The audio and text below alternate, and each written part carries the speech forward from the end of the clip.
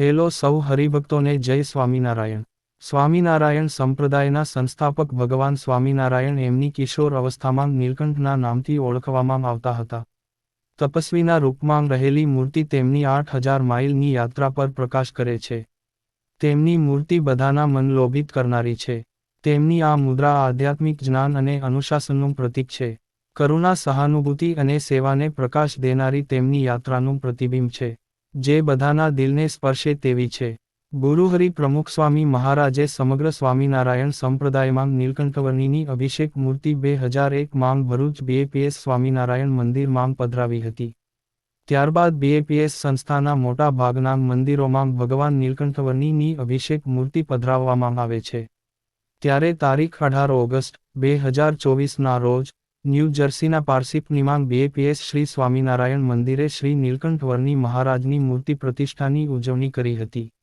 ઉત્સવોની શરૂઆત વિશાળ નગરયાત્રા સાથે થઈ હતી, એક ભવ્ય શોભાયાત્રા, જે ભક્તિ ગીતો અને યુવાનો દ્વારા રજૂ કરાયેલ પરંપરાગત નૃત્યોથી ભરેલી હતી, જે દિવસ માટે ઉત્સવપૂર્ણ અને ભક્તિમય વાતાવરણ બન્યું હતું.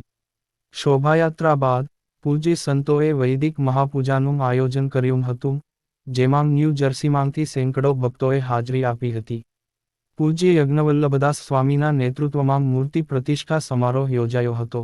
આ પ્રસંગે ઉપસ્થિત અન્ય સંતોમાં પૂજ્ય મંગલસ્વરૂપદાસ સ્વામી, પૂજ્ય શાંતિયોગીદાસ સ્વામી, પૂજ્ય આદર્શનયનદાસ સ્વામી અને પૂજ્ય રાજેન્દ્રદાસ સ્વામીનો સમાવેશ થાય છે.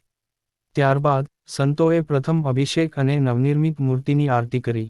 જેમ જેમ પવિત્ર જળ દ્વારા નીલકંઠવર્ણીજીનો અભિષેક કરવામાં આવ્યો અને આરતી કરવામાં આવી હતી, ત્યારે સમગ્ર મંડળ દૈવિક આનંદની લાગણીમાં છવાયેલું હતું, જે હાજર બધા માટે આધ્યાત્મિક ઉન્નતિની એક કલાતીત ક્ષણ બની હતી. પારસીપનીના મેયર, જેમ્સ આર.